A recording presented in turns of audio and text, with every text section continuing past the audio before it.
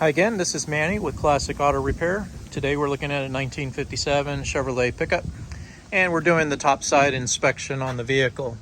It's in here for a list of items to get repaired. One of the big items that I saw during the road test was the speedometer head is very noisy. The needle flips around quite a bit. We're hoping that we'll be able to get this out of here, put it on the workbench, take it apart and clean the dirt, dust, and then lubricate the bushings. We have special small needles that we can get into where the bushings are, get it freed up, see if that noise goes away. If it doesn't, we'll have to find a replacement piece for this. Might be a good idea to go ahead and replace this chrome trim. I'll see if I can find this while I have it out. I can go ahead and estimate what it would cost to go ahead and get this all cleaned up, freshened up, get the dust from inside of there. You can see all the dirt that's inside of the lens. They probably offer this lens as a reproduction that we can also get the new lens, the trim, paint the needles, get everything cleaned up in there while we have it out. It saves labor because we already have the head unit out of the truck. Going around, we're gonna have to look at the horn. Right now, the battery, if it stays connected, it will drain the battery in about 2 days. I do hear a relay kick on, so I'm gonna have to check it out, see what's going on, if there's a grounded horn wire, if it's even connected. A lot of times they break inside and it causes a short, which energizes the relay. We'll take that, check that out as well. We're also going to look at the choke cable. It is frozen. We want to free that choke cable up because you're definitely going to need it to work for cold conditions in the wintertime. Speaking of wintertime, one of the reasons it's here is for the heater core. Up inside of here, the heater core leaks, so it's been bypassed. So we're going to look at an estimate to replace the heater core, get it back connected into the truck, get everything cable connected, and make sure that we got heat coming out of the heater here. The dash, while we were talking about it, I'm gonna go ahead and put an estimate to replace all the bulbs in the dash.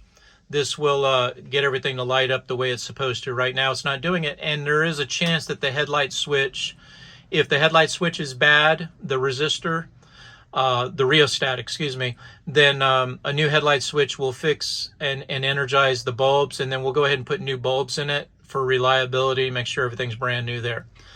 Customer also wanted me to quote on getting the AM radio fixed. It doesn't work right now, so we'll look at a couple options. One is to restore the original radio. The other option is one that fits exactly in this same spot, but it has AM, FM, Bluetooth, so you can connect your phone, hands-free phone calls, stream your music, or MP3 player like a thumb drive. You can play all your music right through this stereo, but it still looks original. It'll even, in some models, will even show the same AM face that this does, but it actually is a AM FM state-of-the-art stereo system. Let's see, going through the truck, I noticed that it did not have visors when I drove it this morning. One of the things that we definitely want to see if he has them. If he doesn't, maybe look at upgrading and getting some visors on the truck. Those come in handy, as you can imagine. Let's see, so we got the heater core, let's see, electrical problem, gas gauge. So again, while we have the head unit out, I can do a swing test on the fuel gauge. I'm also going to look at the sending unit on the gas tank, which is located behind the seat here. We'll do a swing test from that wire that's right there. Let me see if I can get in there a little bit closer. That's your sending unit right there, and there's a wire there. If you touch that to ground with the ignition key turned on, you can swing test the gauge to see if all the wiring is connected correctly. And in most cases, it just has a bad fuel sending unit, so we can estimate a replacement of that fuel sending unit to get the gauge working correctly in the dash. And let's see, exterior lights. So we're going to look at the blinker system. A lot of times the switch is bad. It doesn't feel very good right here. It feels very soft. There should be an indentation, and a lot of times the old plastic switches in here deteriorate. So we'll have to pull the steering wheel, do some diagnostics here, as well as the flasher, check all the bulbs, see what needs to be done to get this, all the blinkers, brake lights, park lights, everything working the way it should. Headlights, we want to make sure the high-low beam is working correctly as well. I'll check the wipers during the safety test, see where we're at with that, so that we know that everything is functional on the truck, which is one of the objectives, is to get everything functioning again. I noticed the door doesn't close really good. There's supposed to be some retraction of the handle when you let go of the inside. It doesn't do that, so sometimes the door won't close unless you put it right back in the same position manually. Maybe something we can look at as improvement is to get that all lubricated and cleaned and see if the spring has broke on the remote handle on the inside. Up under the hood again, I've got the carburetor off because you have to pour gas into it right now to get it to start. It's not priming, and that's based on a couple of problems. Normally it's the fuel pump down here is the issue, but as I said before, I'm going to quote an electric fuel pump and bypass this mechanical one. We'll take it off, put a block plate there, and then we'll tap into this fuel line. We'll see about maybe adding a fuel pressure gauge here. This is really, again, good for diagnostics to see if you have adequate pressure going to the carburetor. Carburetor itself looks like it's pretty old, but original, but again, rebuilt a few years ago, but it does show signs of leaking. So one of the items here that we can look at is doing you can kind of see it seeping right there on the edge of that gasket. And what we would recommend is a rebuild kit and get this thing rebuilt and put back on here and get you several years of good performance out of this this carburetor. Looks like the ignition is relatively new. I would check that vacuum advance right there. They're real common. It has a rubber diaphragm inside and they tear, and so we're going to test this to see that it pulls vacuum correctly, because that'll affect performance on the truck. It adjusts the timing as you accelerate, and when it's not working correctly, the truck will be very sluggish, and it makes a huge improvement. It's almost like adding 20-30 horsepower when that device is working correctly. Coil looks pretty old, maybe original, so we're going to check the spark on it, make sure that it's firing hot. Pulling one of the plugs usually gives you a good idea of how the ignition system is working as well. Cap looks relatively new, probably in the last couple of years it's been replaced, as well as the wires. They look pretty good. Battery looks pretty new. Cables aren't in too bad a condition. As I said, I would definitely replace that fuel filter down there. It looks like it's pretty blocked up. And we talked about this radiator on the other video from underneath. I don't really see any seam or tank leaks right now. There's no signs of corrosion on it, but definitely something to make sure that it's addressed for reliability, is maybe looking at a new radiator at some point. This is the old style fan. It's not very efficient. One of the things we do recommend, especially if you add air conditioning to these vehicles, make sure you add an electric fan on the front side where it's not visible.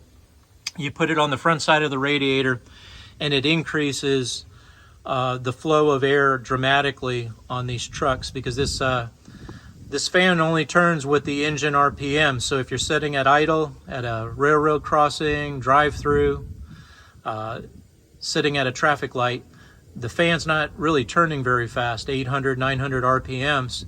The electric fans will be turning at maximum flow regardless of the speed of the truck or the engine.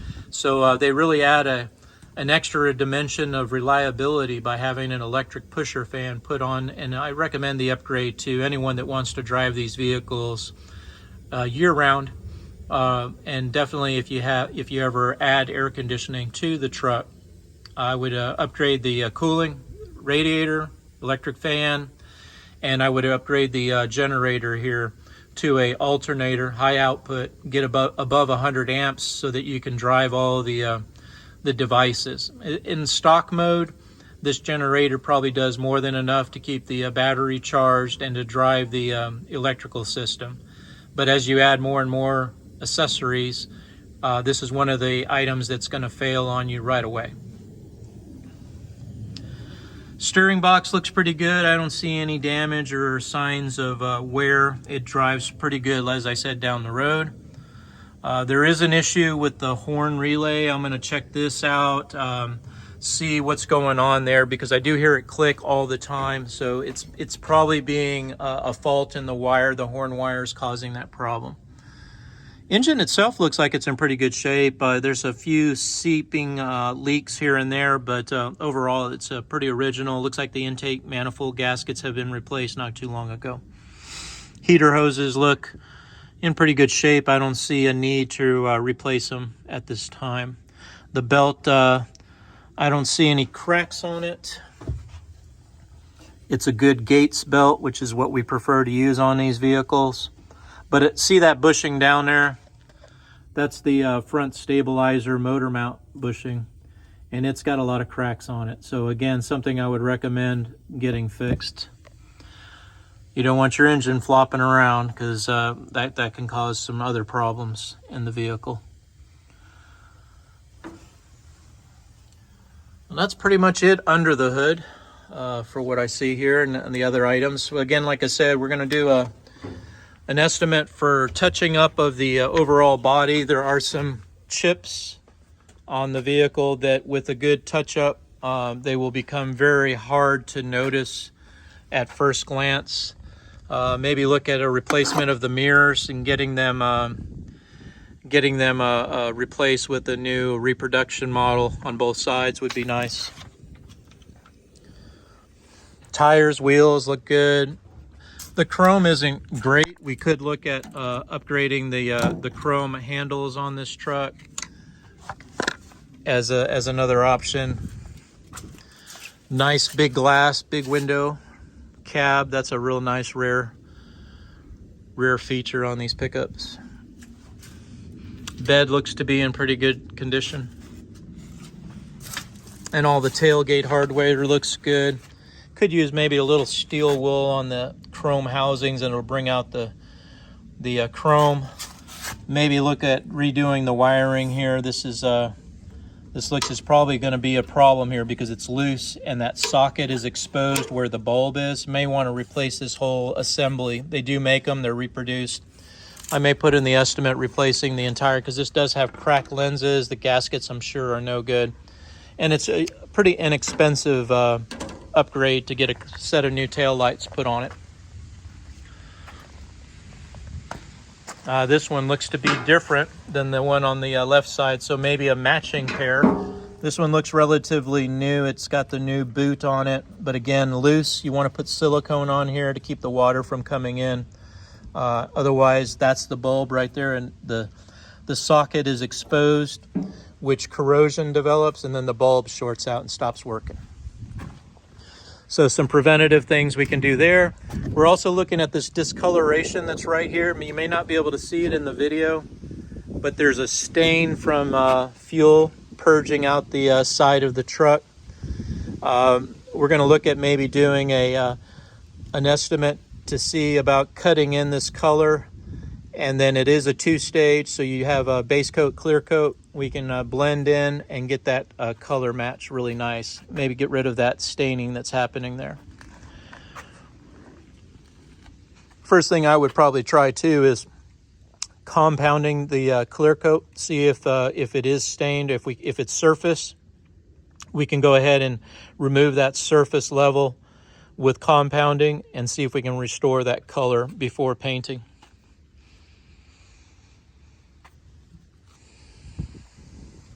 Overall, like I said, real nice truck. It's a good color.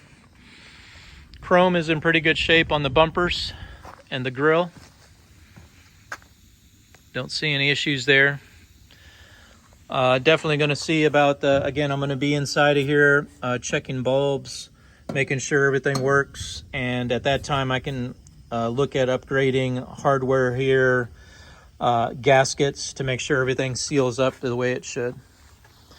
Reliability on electrical things is all about keeping the water and corrosion away from the electrical bulb socket. So this one's cracked, so that means water, and it's turned the wrong way. This should be at the bottom.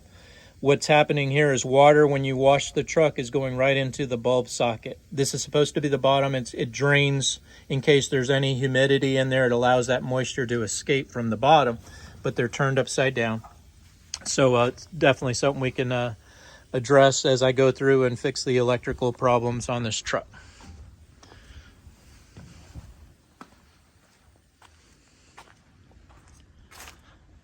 Well, this is Manny with Classic Auto Repair. Hope you enjoyed watching this inspection of a 1957 Chevrolet pickup. Have a good day.